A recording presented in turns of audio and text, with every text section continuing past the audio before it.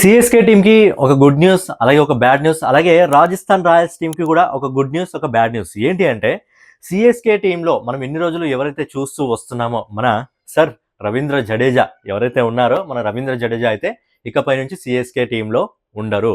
ఒక డీలింగ్ ప్రకారం సిఎస్కే ఇంకా ఆర్ఆర్ ఒక డీలింగ్ చేసుకోవడం జరిగింది. ఆ డీలింగ్ లో భాగంగా ఇకపై నుంచి రవీంద్ర జడేజా అంటే నెక్స్ట్ ఐపీఎల్ నుంచి రవీంద్ర జడేజా మనకు ఆర్ఆర్ టీంలో ఆడే అవకాశం ఎక్కువగా ఉంది. అంటే రాజస్థాన్ రాయల్స్ టీంలో ఆడే అవకాశం ఉంది. మరి రాజస్థాన్ రాయల్స్ టీం నుంచి ఎవరైతే ఆ టీం క్యాప్టెన్ ఉన్నాడో సంజు శాంసన్, సో సంజు శాంసన్ అయితే సిఎస్కే లోకి రావడం జరుగుతుంది. సో ఏంటంటే ఇక్కడ ఎక్స్చేంజ్ జరిగింది అనమాట.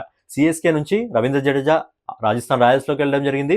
రాజస్థాన్ రాయల్స్ లో నుంచి మనకు సంజు శాంసన్ సిఎస్కే లోకి రావడం జరిగింది. అలాగే సిఎస్కే నుంచి రవీంద్ర జడేజాతో పాటు ఇంకో ప్లేయర్ కూడా వెళ్తున్నాడు, Sam Curran. So Sam Curran కూడా రాజస్థాన్ రాయల్స్ కి వెళ్ళడం జరుగుతుంది. అంటే ఒక ప్లేయర్ ఇటు వచ్చాడు, ఇద్దరు ప్లేయర్ అటు వెళ్తున్నారు. అంటే ఒక డిఫరెంట్ స్ట్రాటజీ అనుకోండి. ఎందుకు అంటే సిఎస్కేని ఫ్యూచర్ లో లీడ్ చేయడానికి ఒక మంచి క్యాప్టెన్ కావాలి కాబట్టి సంజు శాంసన్ ని వాళ్ళు డీలింగ్ ప్రకారం తీసుకున్నట్టు అయితే ఇన్ఫర్మేషన్ వస్తుంది. సో ఏంటంటే ఇది ఆల్రెడీ జరిగిపోయింది. కాకపోతే ఏంటంటే అఫీషియల్ గా ఈ న్యూస్ బయటకు రావడానికి ఇంకో 24 గంటల సమయం పడే అవకాశం ఉంది. కాబట్టి ఈ రోజులో మనం సిఎస్కే లో చూసిన రవీంద్ర జడేజా ఆర్ఆర్ లోకి వెళ్ళడం జరిగింది. ఆర్ఆర్ నుంచి సంజు శాంసన్ మనకు సిఎస్కే లోకి రావడం జరిగింది. అలాగే రవీంద్ర జడేజాతో పాటు శామ్ కరణ్ కూడా వెళ్ళిపోవడం జరిగింది.